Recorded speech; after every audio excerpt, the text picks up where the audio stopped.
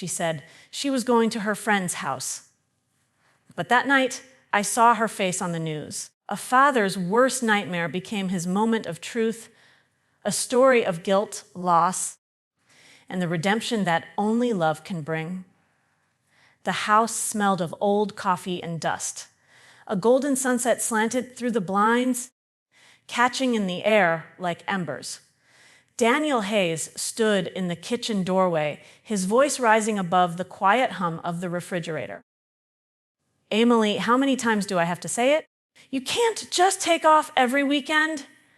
17-year-old Emily tightened her grip on her backpack strap, her brown hair framed eyes that shimmered with restrained frustration. "Dad, it's just Maya's house. We're finishing a school project. I told you that." Daniel crossed his arms, his voice rough with exhaustion. "I've heard that before. And the last time, you didn't come back until after midnight." Her shoulders tensed. "Maybe if you trusted me, you'd know where I really am." The words hit him harder than he expected. He had no reply, just the weight of old wounds. Since his wife's death 3 years ago, trust had been a fragile thread. Emily turned toward the door, fighting tears. "I'll be back by 10, I promise." Emily. He started, but she was already halfway out. The door shut softly behind her, and the sound echoed through the empty house. Daniel sank into the chair at the dining table. The ticking wall clock filled the silence. He stared at the half-eaten dinner plate across from him, her favorite, mac and cheese. He whispered to no one, I just want her safe." He picked up her photo from the shelf. Her 5th birthday, frosting on her face, his arms around her. That little girl used to laugh when he called her my sunshine. Now, the sunshine was gone, and the shadows grew longer. Outside, the wind picked up, rattling the windows. Somewhere down the street, a car engine started. Daniel sighed and muttered, 10 o'clock, as if saying it aloud could keep her safe. He didn't know that within hours, those words would echo through every regret of his life. The clock read 10:45. The only sound in the house was the faint murmur of the television.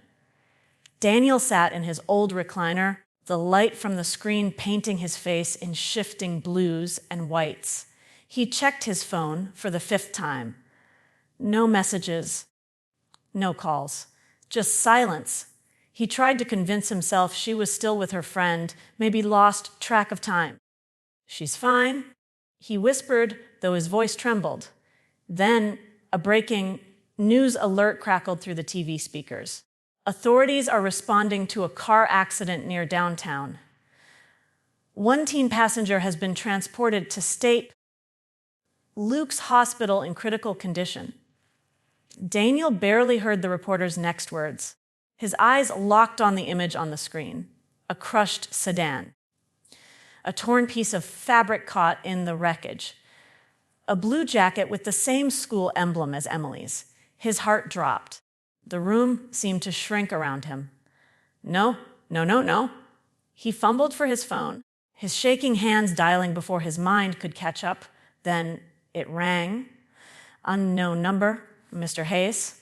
A calm but firm voice said, "This is Officer Monroe from the city police. Your daughter, Emily Hayes, there's been an accident. She's at St. Luke's. You need to come right away." He froze. The words didn't feel real. "Is she? She's alive, sir. But it's serious." Daniel dropped the phone. For a second, he just stared at the floor, heart pounding, tears threatening. Then he ran out the door into the rain, shoes slapping the pavement. The night blurred around him. Just streetlights streaked through the water on his windshield. Each red light felt like a lifetime. Each second, he whispered her name. When he reached the hospital parking lot, he slammed the truck door and sprinted toward the sliding doors, his breath ragged, his world collapsing. The automatic doors slid open with a hiss. The air smelled of antiseptic and fear. Daniel's boots squeaked against the polished floor as he stumbled toward the nurse's desk. Emily Hayes. He gasped. It's our accident. Where is she? The nurse looked up, eyes soft with practiced sympathy. ICU, second floor, room 214. He didn't wait for directions. His heartbeat drowned out everything.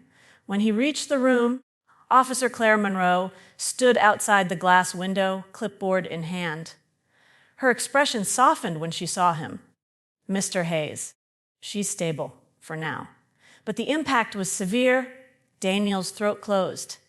He pushed past her, into the room. Machines beeped rhythmically, cruelly steady. Tubes ran across Emily's pale face. Her skin, once warm and full of color, looked fragile, like porcelain ready to crack. He approached her bed slowly, hands trembling. Emily. His voice broke. I told you to be careful. No response. Only the rhythmic hum of the ventilator. Tears spilled freely. He brushed a strand of hair from her forehead. You said you'd be back by 10. Behind him, Officer Monroe stood quietly. We'll do everything we can, she said softly. But Daniel didn't hear her. He was lost inside himself, inside every argument, every missed chance to say, I love you. Hours passed, yet he never moved. Nurses came and went. The clock ticked forward. At 3 a.m., Daniel whispered through cracked lips, if you wake up, I'll never raise my voice again. I swear, sweetheart. The machines kept their cruel rhythm, steady, merciless. The next morning, sunlight filtered weakly through frosted glass. Daniel sat hunched over a paper coffee cup, his reflection dim in the metal tabletop. Officer Monroe approached quietly.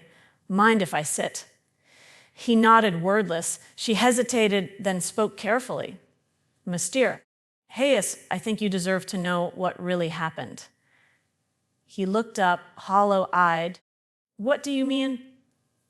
She wasn't with Maya last night. The words hung heavy in the air. She was downtown, helping at a youth shelter.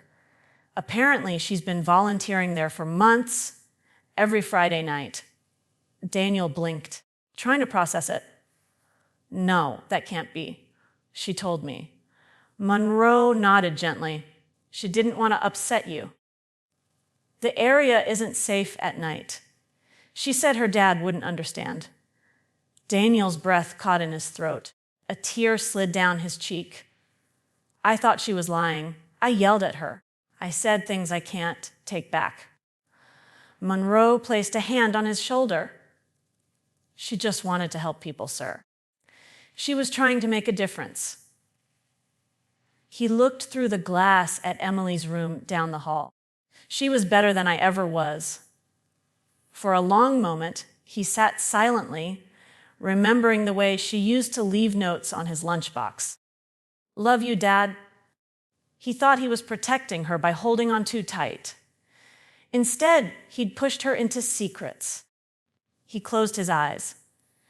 I never really knew my daughter. Days blurred together. Daniel slept in a chair beside her bed. Nurses began to recognize him by name, but Emily never woke up. One morning, the doctor entered quietly, removing his glasses. His silence said everything. Daniel stood. He nodded once, a trembling acknowledgement of the inevitable. He sat beside her, taking her cold hand in both of his. You were my sunshine, he whispered. And I didn't say it enough. The monitors went silent. Tears streamed down his face, but there was peace in his eyes. I forgive you, sweetheart. Please forgive me too. Officer Monroe stood by the door, blinking back her own tears. When Daniel left the hospital that morning, he carried Emily's volunteer badge in his hand. It was cracked, the edges worn from use.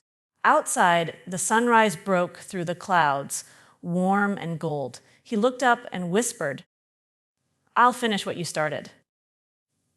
The walls of the youth shelter gleamed with fresh paint. Children's laughter echoed through the halls. Daniel stood in the courtyard, wearing a volunteer shirt that read, Emily's Place. He knelt beside a boy painting a mural of a sunrise. Use more yellow, he said with a smile. Emily loved bright colors. The boy grinned. Ooh's Emily?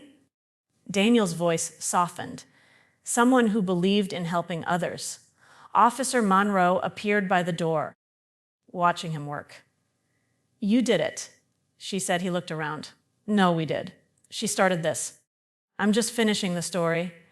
Monroe smiled. She'd be proud. Daniel glanced at the mural, the sun rising above the words, Hope Lives Here. He touched the volunteer badge pinned to his chest. She taught me that love doesn't end when life does. It just changes form. Sometimes the people we lose leave behind lessons we were too blind to see. And when guilt turns into purpose, that's when healing begins. If this story touched your heart, don't forget to like, share, and subscribe. Every view helps us bring more real emotional stories to life. Tell us in the comments, what would you do if you got just one more chance to say sorry